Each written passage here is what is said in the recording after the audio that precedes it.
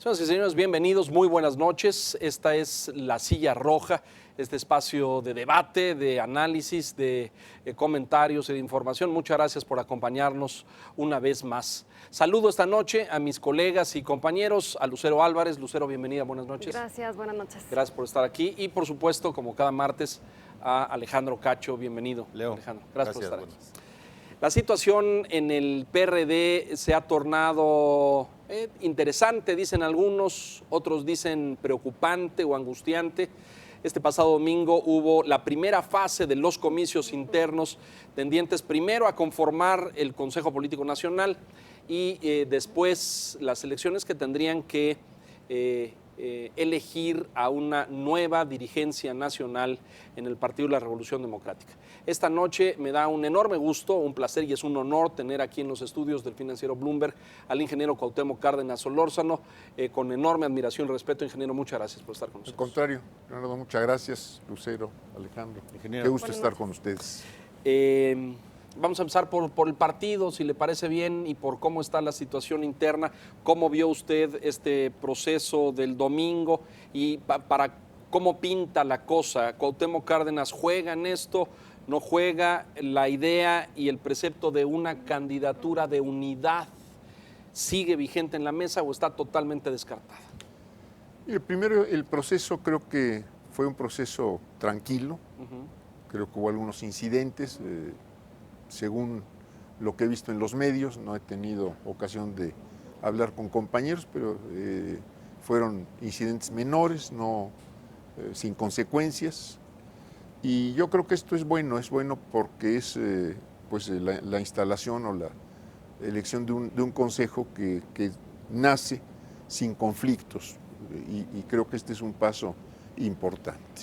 En el que en el PRD había tenido historias muy complicadas en Habíamos el pasado, tenido ¿cierto? siempre conflictos postelectorales, en este momento Parece que no. parece que no los hay. Vamos a ver qué sucede todavía en estos días, pero yo espero que no los haya. Primer dato sano ese entonces, ingeniero, ¿no? Pues así parece. Así parece. Por otro lado, se elegirá, como ya lo dijo el 5 de octubre, el presidente y secretario general del partido. Yo he dicho que yo no voy a contender. Yo no voy a presentarme contra nadie. Me preocupa que pudiera en esa elección darse una confrontación que provocara ruptura o provocara conflictos en el partido y por eso yo he considerado que es importante que no las haya. Entonces yo no pienso confrontarme con nadie.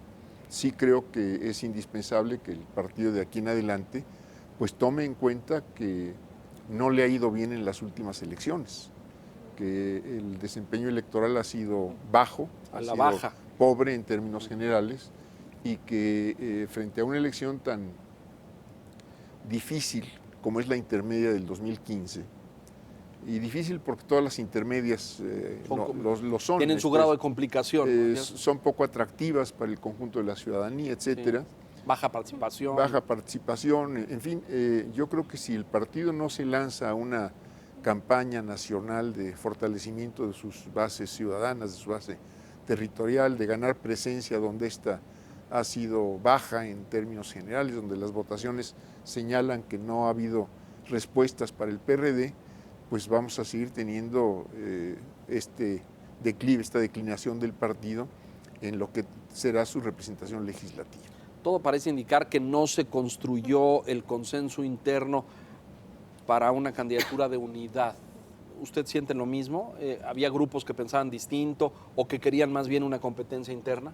Bueno, seguramente había grupos que querían la competencia interna y bueno, es parte de un partido, de una vida democrática. Se vale, es legítimo. Pues. Desde luego, pero yo sí creo que en las condiciones del partido hubiera sido importante no buscar ningún tipo de confrontaciones en lo que es una elección de sus dirigentes, de los dirigentes que dan la cara y que están presentes en los medios y en la vida política del país de todos los días, que no es el caso del Consejo, sino que el presidente, el secretario, el comité que se estructure, pues son los que están cotidianamente activos, dando la cara, en fin, participando en las diferentes actividades que tiene el partido. Entonces, ¿No va usted a la presidencia del PRD? No voy a contender, Alejandro. Ajá. Sí, no veo hasta este momento que haya condiciones. Me parece que hay muchas otras cuestiones importantes, o incluso yo diría más importantes, de las cuales ocuparse, como es la reversión de las reformas constitucionales en materia energética. Esto quiero dedicar, y así lo he dicho dentro y fuera del partido, de aquí a junio por lo menos. Yo espero que tengamos una consulta ciudadana coincidente con la elección federal, pero yo quiero hacer mi trabajo político en este momento, pues fundamentalmente orientado a esa cuestión. ¿Qué es lo que más le conviene al PRD, ingeniero? Usted dice no una competencia interna, no una contienda interna, sino a lo mejor un solo candidato. Hay claramente un candidato, Carlos Navarrete, que aparentemente tiene el apoyo o el respaldo de la dirigencia, de la actual dirigencia. Usted ha decidido no contender. ¿Lo que más le conviene al partido es ese? ¿Lo que más le conviene al partido es la continuidad de quienes hoy dirigen? Lo que más le conviene al partido, en primer lugar, es que haya una elección limpia de su presidente y secretario que resulte incuestionable. Esto es, que no sea en ningún sentido cuestionada, y que quien llegue pues busque efectivamente la unidad y la colaboración de todos, a ver hasta dónde se puede llegar. Y esto quiere decir, desde mi punto de vista, que se tendrían que cambiar muchos de los procedimientos internos en la vida del partido, sobre todo en la forma de tomar decisiones, que no sea todo a partir de cuotas, a partir de pesos relativos, a partir de que yo valgo más que tú, y en esas condiciones... Mi base es más grande que la tuya. Así es, entonces no hay necesariamente un razonamiento, no hay necesariamente un debate, sino se impone el que tiene más peso, el que trae una baraja más grande. Todo parece indicar que este es el caso, ¿no es cierto? Porque el grupo que hoy dirige ganó la mayoría de los, Sí. de los consejeros. Prácticamente 70%. Así es. ¿Cómo Exacto. se ve el ingeniero Cuauhtémoc Cárdenas participando en el PRD a partir de Noviembre de este año. o enero? Ajá.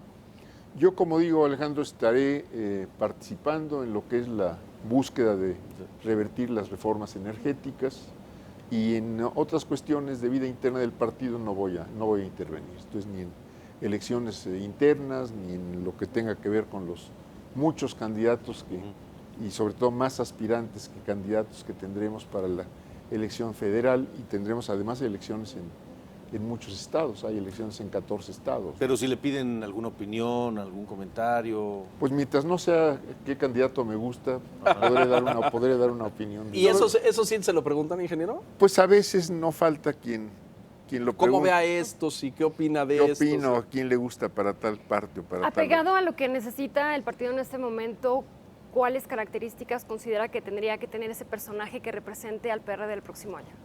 Pues la decisión, sobre todo, Lucero, de trabajar por hacer crecer el partido en sus bases, por tener una propuesta que efectivamente distinga al PRD de otras propuestas políticas, no por distinguirse, sino porque sea una propuesta acercada, que busque efectivamente responder a las necesidades del país y a las necesidades de la gente, que pues esté dentro de la línea del partido, de la lucha por la soberanía, de la lucha por la igualdad, de dar una mayor participación a la gente en la toma de decisiones. Y esto tiene, si se está luchando por ello hacia afuera, tiene que reflejarse también en la vida interna. Si usted no va por la presidencia, ¿a quién apoya?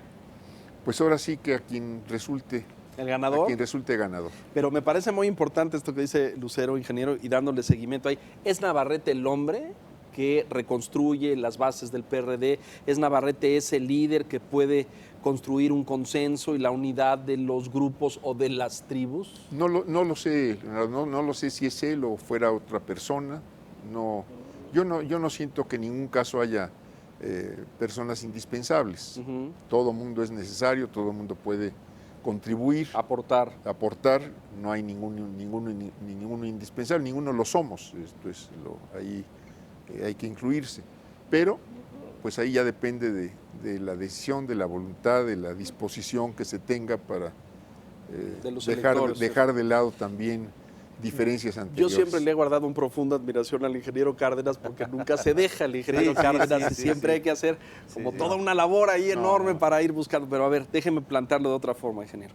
Usted acaba de mencionar una cosa fundamental de los pesos y los contrapesos internos a partir de pues, el tamaño de las bases, de quién es más fuerte que el otro, etcétera.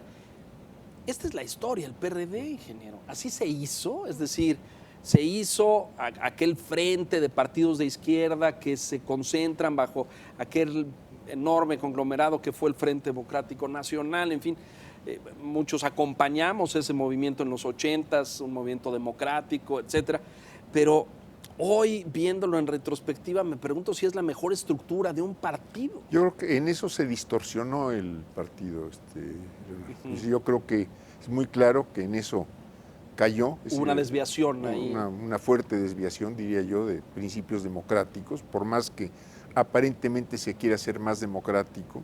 Y yo creo que quien llegue al partido, si quiere realmente hacer algo útil por el partido y además por el país, será buscar cómo se acaba con las corrientes, con los pesos relativos, y se pueden dar agrupamientos. ¿Se puede eso? ¿De verdad se puede, ingeniero? No sé, yo estoy convencido que sí, y que puedan darse agrupamientos en torno a un debate. Yo estoy a favor de una idea, tal cosa o claro, en contra de otra, y a veces me agrupo con unos y a veces me agrupo con otros. ¿A qué se debió esa distorsión en el partido? claro. A que empezaron a prevalecer las disputas, Alejandro, por quién tiene más acceso a recursos, quién tiene más acceso a oportunidades, y han prevalecido los intereses personales en primer lugar y de grupo en segundo lugar, y partido y país pasaron a un plano muy secundario, terciario. Hay un sentimiento, porque, es decir, el ingeniero Cárdenas así es denominado, no solamente por su partido, sino por toda la izquierda en general, como el líder moral. Usted fue parte del grupo de fundadores, pero en buena medida la columna vertebral de este grupo, o así lo vemos muchos desde fuera. Sí. ¿Hay decepción o hay frustración en la visión retrospectiva de Cuauhtémoc Cárdenas al ver en lo que se convirtió el partido que usted fundó? No, me parece en este caso que hay la posibilidad de recomponer las cosas, y me parece que esto es el esfuerzo que tiene que hacerse. Ahora pues le toca hacerlos a los que tienen realmente las responsabilidades de tomar decisiones. Yo puedo señalar, lo he dicho públicamente en muchas ocasiones, lo dije en el congreso último del partido, finales del año pasado. ¿Usted les dice todo esto, ingeniero? Bueno, lo he dicho y lo sigo diciendo, y lo digo cuando... ¿Y no les gusta que se los diga a usted? Pues yo creo que a unos sí y a otros no. Algunos sienten que... ¿Ve usted en el partido gente con esa misma mística, idea, que pudiera enderezar el rumbo? Veo que hay mucha gente en el partido que quisiera que el partido tomara otro rumbo y que tuviera efectivamente posibilidades de fortalecimiento. Si sigue haciendo lo mismo, pues si se hace lo mismo, el resultado es el mismo, que es el debilitamiento, es el achicamiento.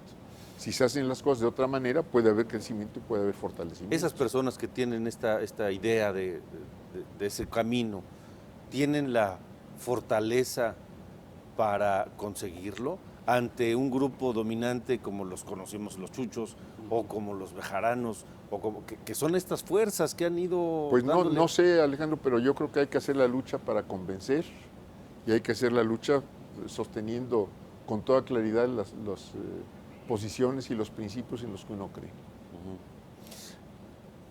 Marcelo Ebrard, ¿lo ve en el PRD el año que entra? Yo lo veo en el PRD, no sé... ¿El donde se vea? Donde se vea él, yo lo veo en el PRD. Ajá. No lo veo en ningún A mí me da la impresión de que el PRD no le da cabida o no le abre la puerta.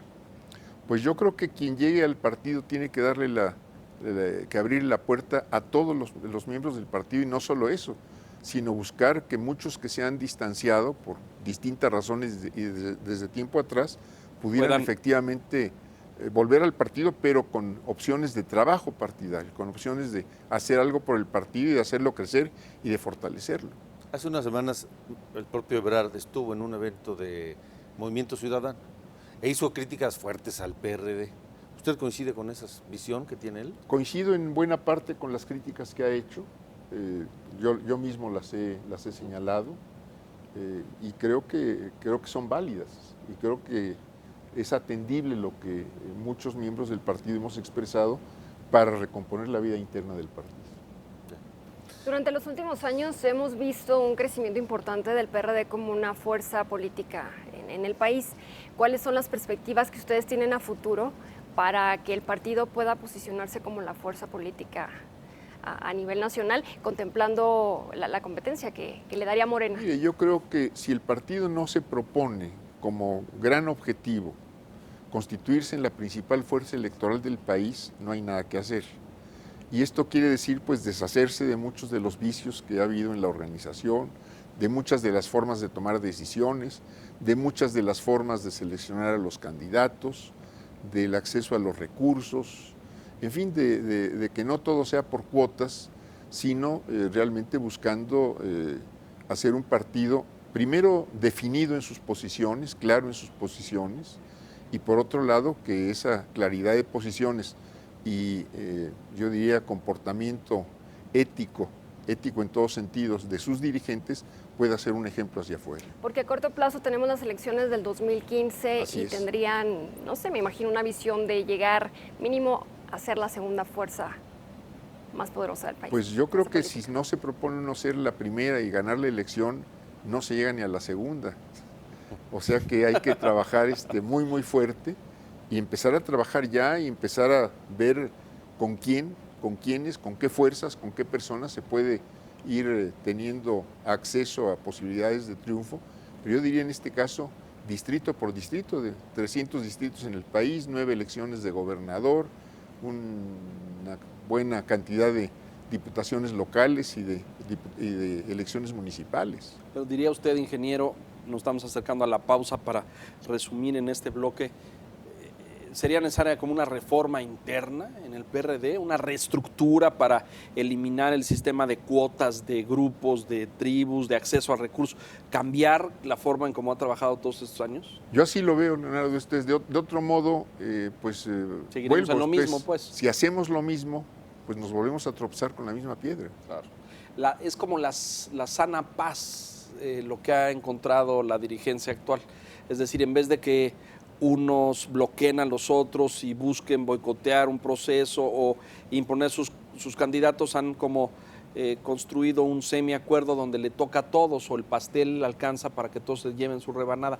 ¿Lo estoy retratando bien o es muy simplista? Yo creo que es un buen retrato, pero creo que ese no es el propósito. No es el propósito y no es lo que debiera ser. Sí, porque el propósito pareciera que cada quien tenga o un cargo, una diputación, una delegación, y entonces ya tengo yo, ya. Pero es el viejo sistema del PRI que usted combatió tanto, ingeniero. Es el hueso, ya me tocó el hueso, yo ya tengo hueso, entonces ya no ladro, ¿no? Ya no la hago cansado. Por eso hay que regresar, por eso hay que recuperar principios y recuperar procedimientos. Back to basics, ¿no? Back to basics. Así es. Ingeniero, ¿fue un error del PRD participar como lo hizo en el Pacto por México?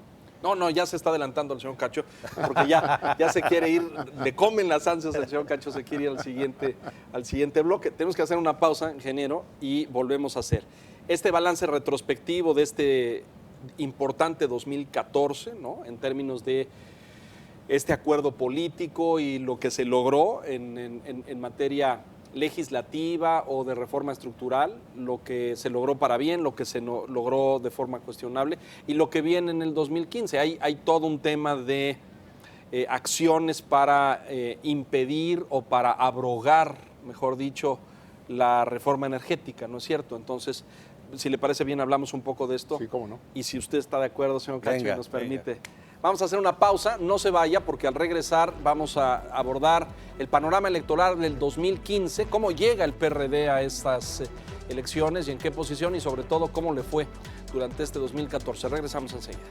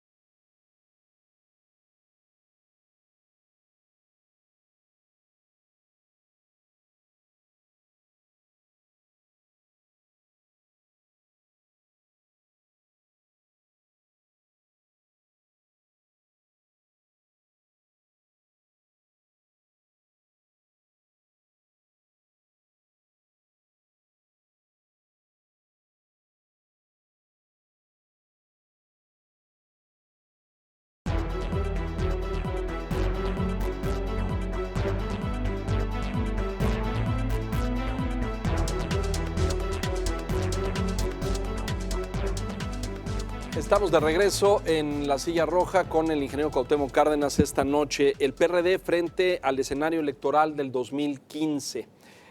Pero a lo mejor cronológicamente debiéramos ir primero a lo que tú preguntaste, que era la revisión del 2014, ¿no? Esta izquierda que dialoga y que hace acuerdos con el poder, con el gobierno de un partido distinto, criticada por esa otra izquierda que dice que eso es intolerable y que no es viable de un auténtico partido de izquierda. ¿Qué piensa usted de esto? Mire, yo siento que el pacto debió vérsele como un espacio de diálogo, no como un espacio de toma de decisiones.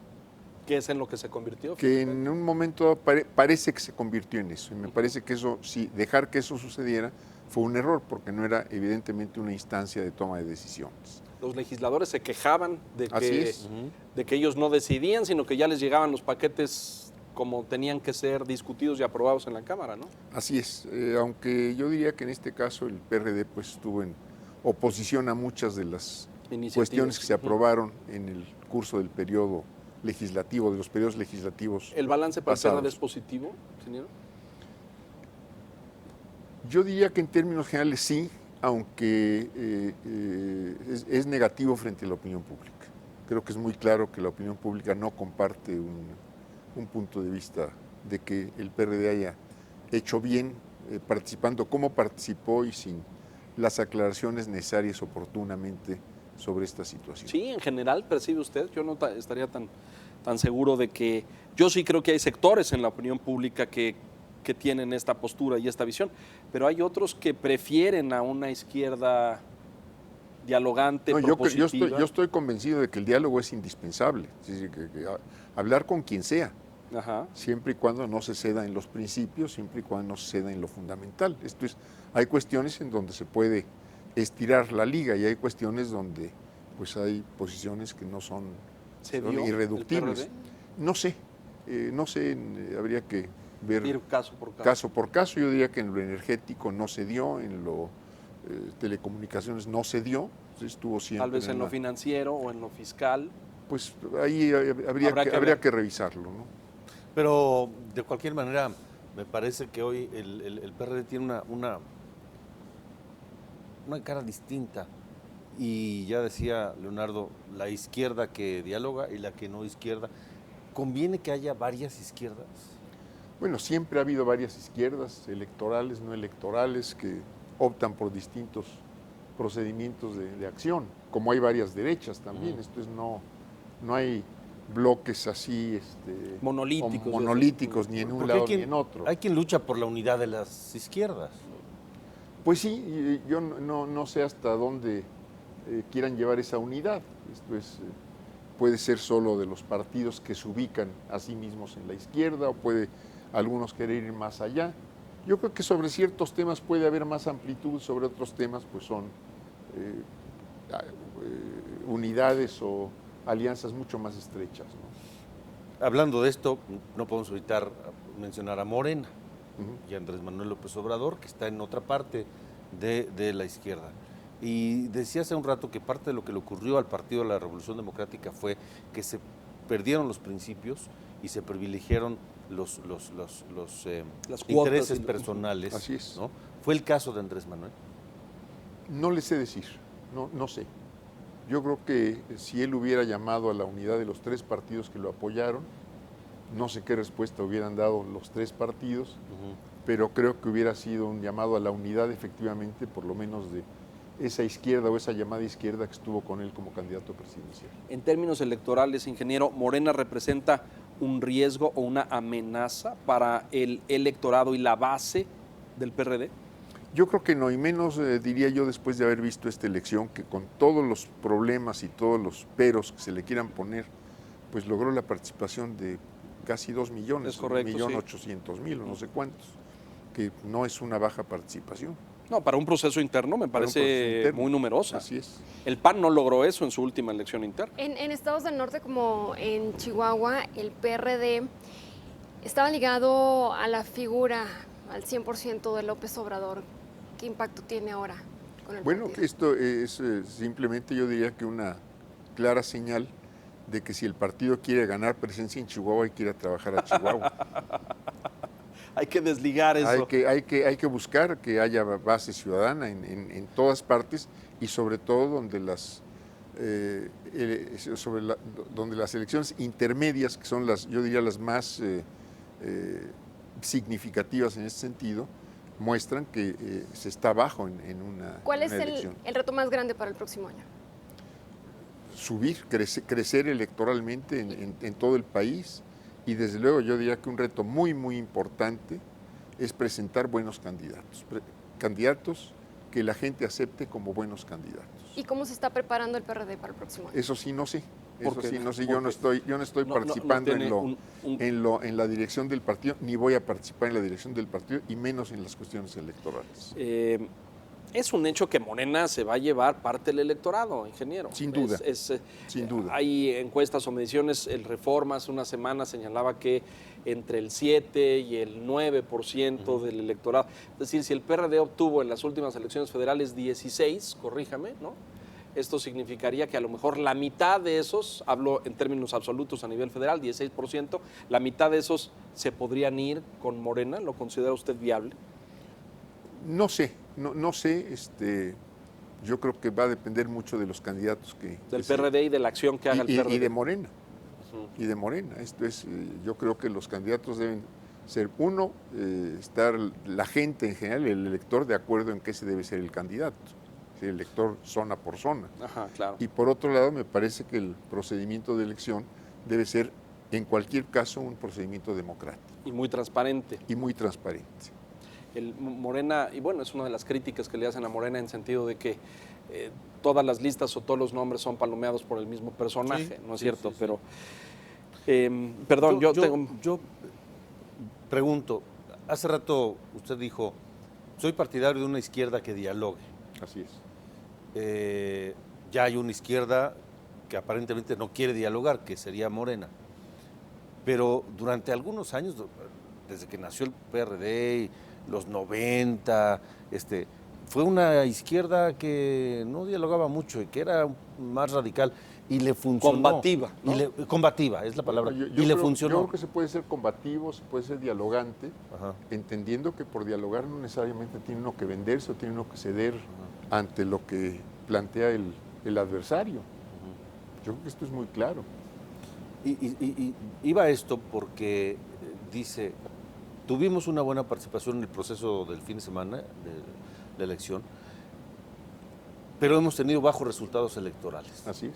Entonces, ¿cómo jugar o conjugar estos elementos y trabajarlos para que el resultado electoral del año que entra sea mejor que los anteriores?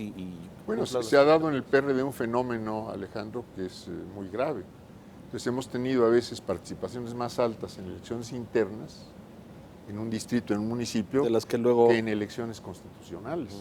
Esto es muy grave, esto es que ni siquiera la militancia vota por los candidatos. Y esto quiere decir que tiene que ver mucho con el candidato, con las campañas y con las propuestas del partido.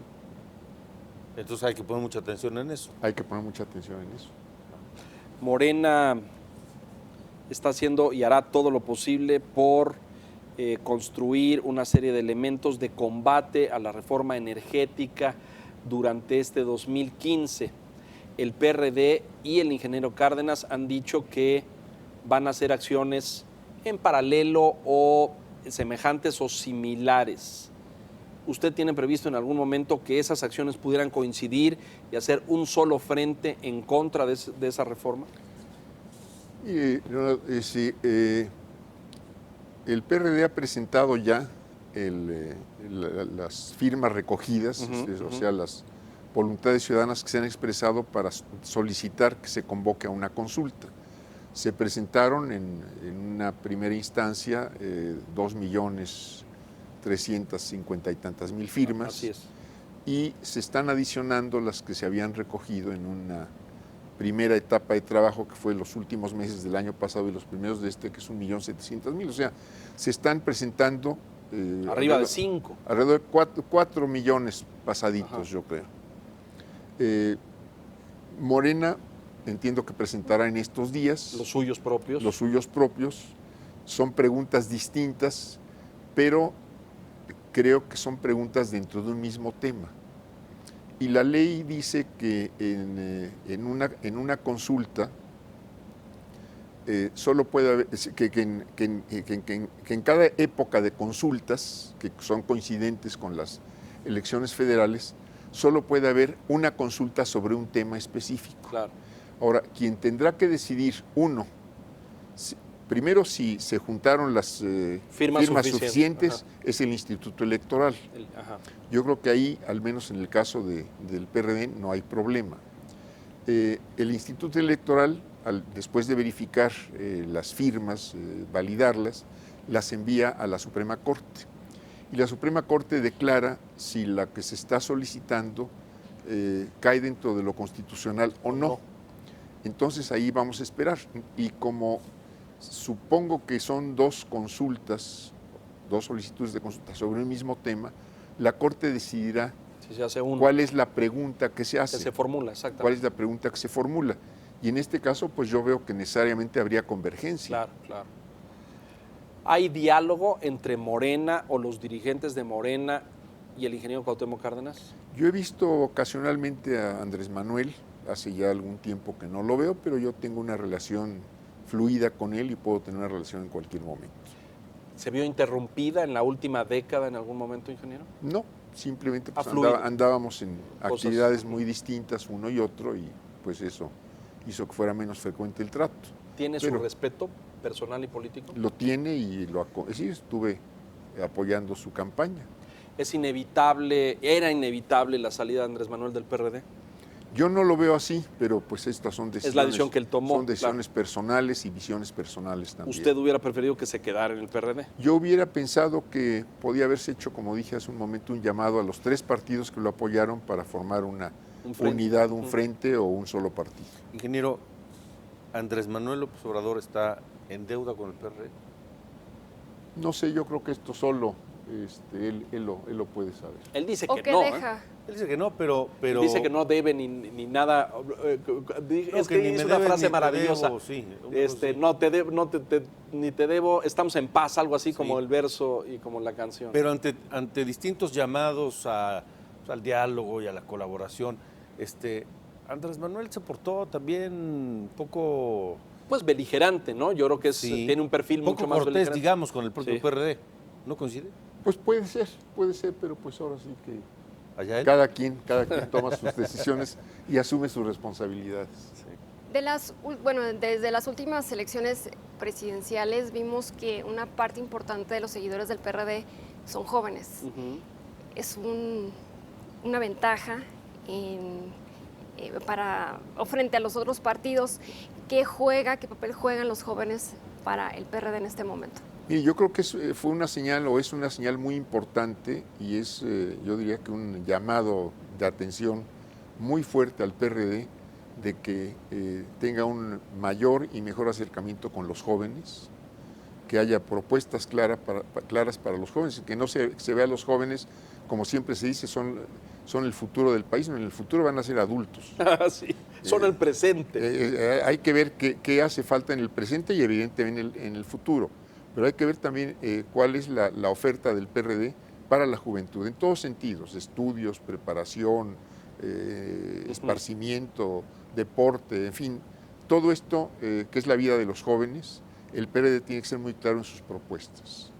Ingeniero, déjeme preguntarle esto y de comentarlo, porque yo estoy convencido que los años en la vida traen sabiduría, traen madurez, traen visión, traen experiencia, traen esa capacidad de ver qué cosas funcionan, qué cosas pueden equivocarse, qué cosas no, etcétera. A lo largo de estos 25 años de lucha continua, usted ha representado momentos muy importantes en la vida política de este país al tomar decisiones importantes y trascendentes en materia de lucha ciudadana, de ocupación de las calles, de muchas cosas, de muchos momentos, y no vamos a hacer la recopilación de esto, pero pienso en el estilo y el liderazgo de izquierda que encarna Andrés Manuel López Obrador es a juicio y desde la madurez de Cuauhtémoc Cárdenas, de haber luchado, encabezado, formado partidos, roto con otro, en fin, de toda esta historia que usted trae cargando a cuestas, es el liderazgo de izquierda que México necesita? Mire, no le sé decir, Leonardo. Lo que sí le puedo decir es que sería absurdo pretender que cualquier otro hiciera lo que uno hace, Claro, o lo claro. que uno ha hecho. Cada quien hace lo que... Cada quien hace lo que cree que debe hacer, y creo que en esto debe haber, pues, estilos y divergencias. la responsabilidad de cada quien. Me encantaría que en privado nos dijera quiénes son sus líderes favoritos, pero creo que eso no nos lo va a decir nunca el ingeniero, o de los jóvenes políticos de izquierda en este país, quién tiene futuro, ¿no? ¿Quién tiene profundas convicciones? Porque yo coincido con usted. Yo creo que en el camino la cuota, el acceso al presupuesto, el cargo, el puesto, desvió a muchos de los que vemos hoy en la escena. Los noto pues entregados a otras cosas. Pregúntale digamos. a los panistas, Bueno, sí. ¿no? Bueno, que es otro caso, Claro, también. por supuesto. Ahora tienen que aprender a vivir fuera del presupuesto, como tanto dijeron cuando el PRI perdió la presidencia. Vamos a hacer una pausa, si nos permite, ingeniero, por favor, y vamos a regresar con dos temas centrales donde el debate y la discusión y el punto de vista del ingeniero son valiosos. ¿Qué viene hacia adelante en términos de la implementación de las reformas y su punto de vista en ese sentido? Y el salario mínimo, que será un tema en debate de aquí a que termine el año, sin duda en primer orden. Regresamos enseguida.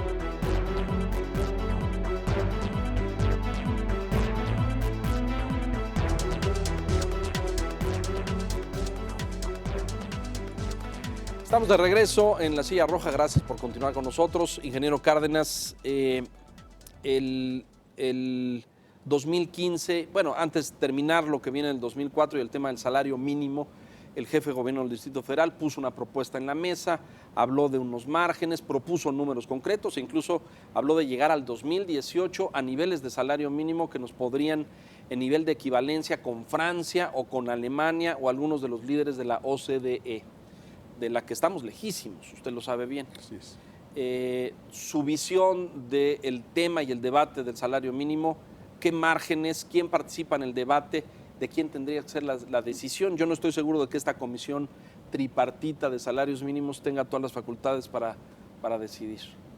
Bueno, debiera tener las facultades, pero yo creo que primero es muy importante que el tema se haya puesto sobre la mesa. Creo que este es un logro importante del doctor Mancera, el jefe de gobierno aquí de la ciudad, y creo que además es más que de justicia que se empiece a elevar el salario mínimo. Creo que es importante que se empiece a dar un gran rezago en ese... Un gran rezago, si lo vemos en comparación con pues, prácticamente cualquier otro país de América Latina simplemente. Sí.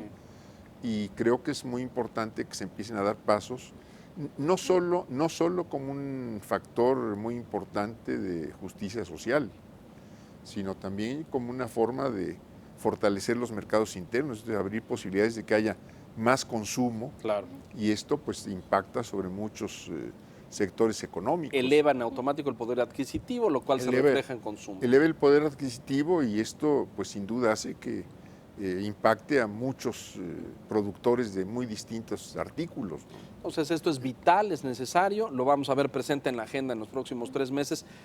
Es un debate que tiene que darse en los partidos, que tiene que darse en la Cámara, que tiene que hablar la sociedad civil a través de ONGs. ¿Quién debate eso? Porque es como lo comentamos aquí con el PAN hace poco, ¿te acuerdas? Sí. Hacer una consulta respecto a si el salario mínimo debiera subir o no. Yo quiero saber, me pregunto quién va a decir que no, ¿no? En su sano juicio cuando... Bueno, hay quien dice que no, que por el impacto en la inflación, etcétera. Bueno, pero pues, los gasolinazos también pegan en la inflación y claro, nadie dice nada. Y ahí están en curso. Y ahí están todavía, no se acaban. En fin, yo creo que es un debate de la sociedad efectivamente, donde tienen que entrar, bueno, pues los obreros, los trabajadores organizados, no solo las cúpulas, pues podrían plantear muchas dudas respecto a su rectitud en la discusión, en un debate. De aprobarse esta iniciativa, ¿cuál considera que sería una buena aplicación para que no haya tanto riesgo como la elevación de la inflación? Bueno, yo creo que tiene que ir acompañada de otras medidas. Esto es, si no hay también la puesta en práctica de políticas que tiendan al crecimiento de la economía. Esto es, no podemos seguir anunciando que vamos a crecer al 4 y crecemos al 2. Digo, claro. Esto es lo de todos los últimos años, cuando no nos vamos a lo negativo. Entonces, la primera medida anunciada, y bueno, que suena razonable o un proceso en ese sentido, es el tema de la desindexación, es decir, el salario mínimo como medida unitaria y tabla de medida de multas, delitos, incrementos, aumentos, todo se medía en términos de salario mínimo. La primera medida sería a lo mejor retirar eso y que no sea la unidad de medida de todas esas cosas. Es una medida... Este es un planteamiento importante para las cuestiones prácticas. Ajá. Pero pues alguna otra medida se tendrá que encontrar. Digo, no... Pues calcularlo adecuadamente. No veo que eso debiera ser un problema insoluble, claro, desde ningún punto de vista. Queremos evidentemente que mejoren los salarios, pero tampoco queremos regresar al esquema de altas inflaciones y de esa carrera no lo que vivimos en los 80, desde luego, pero sin duda es indispensable elevar el salario y buscar cómo contener que otros factores económicos no afecten la vida de la gente, ¿no? El tema de las reformas, ingeniero, hemos sido testigos en la sociedad mexicana de su debate frontal y en contra de la reforma energética. Y decía usted en el bloque anterior que usted tiene previsto durante el 2015 continuar en esta lucha y en esta reunión de voluntades, de firmas, de documentos para tener una consulta ciudadana. ¿Estoy en lo correcto? Así es, Leonardo, así es. ¿Usted piensa continuar en esto? Sin duda, creo que es una prioridad política para mí, es una decisión personal y espero estar acompañado de mucha gente. El resto del paquete de reformas, ¿qué opinión le merece, ingeniero?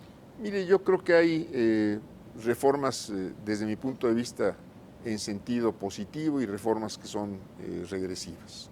Esto es, yo creo que lo que se hizo en telecomunicaciones, por ejemplo, la parte constitucional iba bien, las leyes secundarias contradicen la propia reforma constitucional, la reforma fiscal me parece que fue y es insuficiente en cuanto a que no logra la recaudación que el país requiere en cuanto a tener suficiente para invertir en desarrollo. Por otro lado, dejó insatisfechos a todo mundo, a todos los sectores sociales. Mucho descontento. Me parece que tendría que ir es decir, cuando se cobra más, tendría que ir acompañada de medidas compensatorias para arriba y para abajo. Es decir, habría que buscar cuáles son estas. Yo no soy fiscalista ni nada que se le parezca. Creo que la reforma educativa es más una serie de medidas de tipo laboral que en mucho afectan la vida de los maestros normalistas y que no están planteándose de fondo temas pedagógicos, los verdaderos temas primero de lograr la universalidad de la educación en los ciclos que el Estado tiene la obligación de hacerlo, que yo diría en este momento ya son todos, ya no es solo la primaria y la secundaria, si yo diría que el Estado tiene la obligación de que no haya rechazados en las universidades, por ejemplo. Y por otro lado, pues buscar efectivamente cómo elevar la calidad de la educación, vista esta no solo como un elemento de justicia social, de equidad social, sino también como un factor muy, muy decisivo de crecimiento económico. Ahora, ingeniero, ¿son las que faltaban o ve usted que hay algún tema, algún rubro, algún pendiente? La del campo, por ejemplo. Bueno, en el campo hace falta sin duda una política de atención al campo, hace falta recuperar las capacidades productivas del campo y entender que hay que buscar políticas efectivamente que atiendan no solo a la agricultura de altos rendimientos, también a lo que son la agricultura de temporal, la agricultura donde es más difícil lograr la producción y recuperar sobre todo instituciones que desaparecieron. Entonces, todo lo que era las instituciones de crédito para el campo, pues desaparecieron. No hay instituciones de financieras. Se anunció recientemente un paquete de financiamiento importante. Sí, pero hacen falta las instituciones, no solo que haya recursos. Claro. Hacen falta cómo se va a seguir manejando. El marco, la regulación, la operación. Se acabó con todo lo que era la asistencia técnica. Sí. Es decir, desaparecieron los servicios de extensionismo agrícola, por ejemplo. Bueno, esto hay que recuperarlo. Desaparecieron todo aquello que era la productora de semillas. ¿Sería un pendiente de esta administración? Sin duda alguna. Porque en un escenario como el que nos han planteado, una vez que las reformas empiecen a dar frutos, faltaría entonces trabajar para recuperar la autosuficiencia alimentaria, ¿no? La autosuficiencia alimentaria y también para elevar las condiciones de vida de la gente que trabaja en el campo. Por supuesto, Yo creo que esto es fundamental y recuperar sobre todo que muchas zonas han quedado abandonadas justamente por falta de estímulos, de apoyos, de condiciones para tornarlas productivas o para que vuelvan a ser productivas, ¿no? ¿Qué campo ve o le gustaría ver? Un campo ahora sí que floreciente y productivo como puede haberlo en el país. Existen las tecnologías, es cuestión de disponer los recursos para ello. ¿Pero en base a grandes productores o en base a pequeños productores? Tiene que haber de todo, Alejandro. Tiene que haber grandes productores, tiene que haber producciones intensivas como las que se tienen en los invernaderos, tiene que haber agrupaciones que estén, es decir, la organización de productores que estén apoyadas por el Estado, tanto en lo técnico como en lo financiero, ¿sí? Juntar a los chicos para que puedan tener producciones en escalas adecuadas, etcétera. Todo esto es indispensable. Y por otro lado, creo que no podemos dejar de tocar en este caso la reforma energética.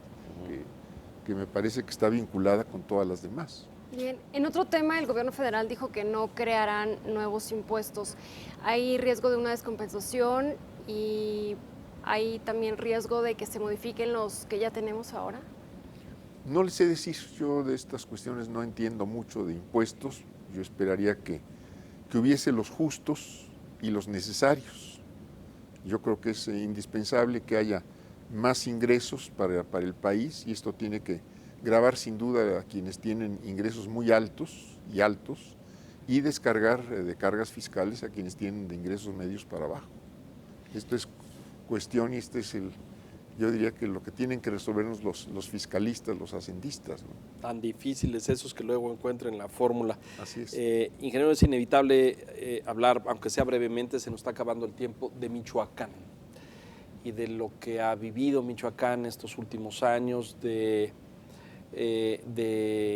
el deterioro de las instituciones de gobierno en el Estado, de esta lucha frontal para detener. Hoy en la mañana incluso se hablaba de una cacería para encontrar a como dé lugar a la tuta, ¿no es cierto? Sí.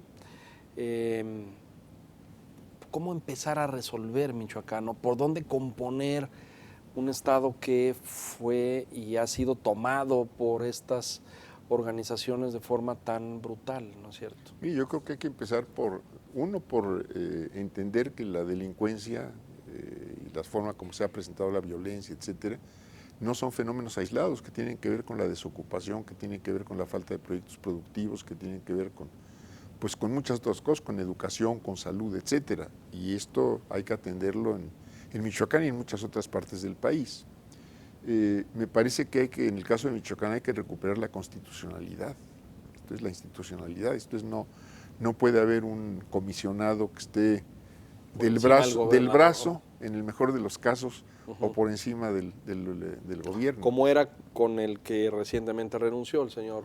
Pues así se ve desde afuera, ¿no? Entonces yo creo que este es un paso indispensable, que cada quien asuma sus responsabilidades legales y que no haya interferencias indebidas en este caso. Complejo, ¿no es cierto, ingeniero? Complejo sin duda, y pues yo desearía y esto es un deseo, que la lucha, el combate contra la delincuencia pudiera ser más efectivo, cosa que no parece ser todavía existen.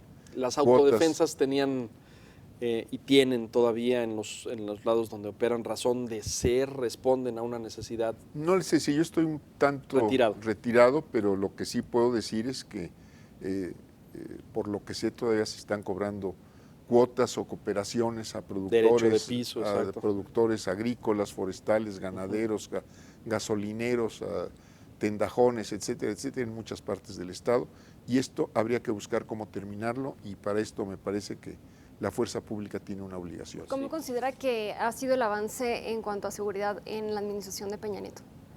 Pues yo no veo muchos avances, veo problemas en Tamaulipas, aparte de Michoacán, veo problemas por muchas partes del país, en Sinaloa unos más visibles, otros menos visibles, pero yo creo que hay tanto violencia en muchas partes, a veces enfrentamientos de grupos delictivos, a veces enfrentamientos con fuerzas del gobierno, y veo, por otra parte, pérdida de control de muchos territorios cada vez más amplios, controlados por el crimen organizado en Michoacán, en Tamaulipas, en varias partes del país. Veo pues inseguridad en carreteras, en muchas partes que le dicen a uno no vayas por este lado, por aquí no vayas, etcétera. Y esto no es solo en estos dos estados que yo he mencionado, sino en muchos otros también. La estrategia de seguridad, siguiendo a esto que preguntaba Lucero, la estrategia de seguridad de esta administración en comparación con la anterior, ¿qué balance hace ustedes? Pues yo no veo que haya apaciguamiento todavía así en términos generales, en el país. No lo veo. Puedo estar equivocado, tampoco ando por todos lados, pero no lo veo. No veo que de repente cae una cabeza, de repente cae otra cabeza, pero inmediatamente se sustituyen. Entonces ya el sustituto está más que en la lista, puesto para el arranque, ¿no? Hace falta mayor energía, mayor mano firme para lograr esos resultados para que bajen los índices? Hace falta, sin duda, buscar efectividad, mejor inteligencia, etcétera, pero hace falta más empleo formal, hace falta mejor educación, hace falta mejor atención de la salud, mejores servicios públicos, mejor seguridad social. Creo que todo esto hace falta y no podemos desvincularlo de lo que está sucediendo en materia de delincuencia. Llegamos al final. Ingeniero, yo le agradezco profundamente que nos haya hecho el honor de acompañarnos hoy en este espacio y en este programa. Contaba yo ahí al principio que en muchos años nos ha padrinado en muchos espacios, así es que le agradezco mucho que haya estado hoy con nosotros y que comparta esta visión y esperemos que sea la primera de otras varias que nos conceda esta oportunidad. Con todo gusto, Leonardo, y muchísimas gracias. Gracias, Lucero, gracias, Alejandro, Gracias, por ingeniero. esta oportunidad de estar con ustedes. Vienen momentos importantes. El 2015 será sin duda una etapa de retos. Hay elecciones federales, como todos sabemos, pero también seguirá presente todo este debate en torno a la reforma energética que tendremos que ver.